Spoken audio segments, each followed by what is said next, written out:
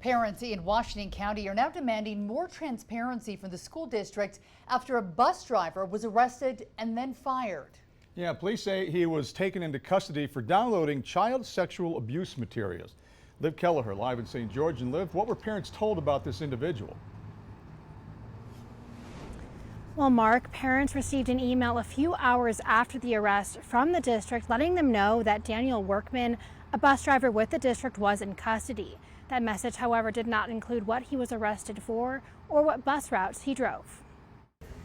There's children involved, and it sparks that question, was my children involved? Was my children next to him, by him, in his presence? Daniel Workman now faces 20 counts of felony sexual exploitation of a minor. I'm really angry and upset because every morning I'm seeing kids off and I'm putting these children on the bus. Not only my children, but the whole line of children from my community. The district says Workman was employed for about a year, first as a substitute driver before being assigned to bus 353, serving schools in the Dixie High area. It was all ages. It was elementary, intermediate, middle, and high school. So in this case, from your knowledge, what had happened was after he was arrested, after he was hired, is that correct?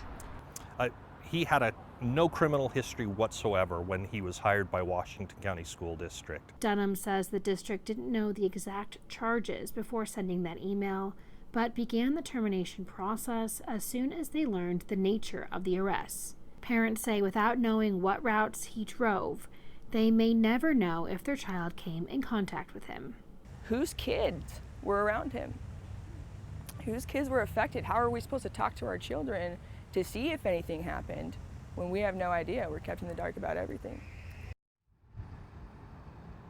According to probable cause statements, more than 100 images were reported to the National Center for Missing and Exploited Children.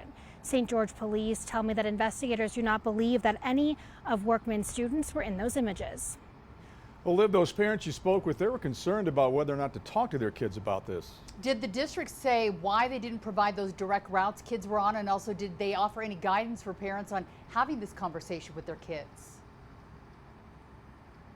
Well, because Workman was initially hired as a substitute driver, he didn't have a singular, consistent route for the first 7 months of his employment, and that's why the district reached out to every parent inside the district.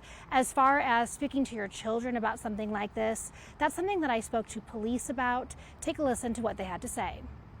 It's the same as all the other safety things about watching what you're doing on the internet and talking them about stranger danger and you know, the no square and where it's not okay to be touched, and you know, how to cross the street, all those things. I think we just have to be vigilant as parents and have those tough conversations with our kids and have them often, and realizing that one time isn't probably sufficient.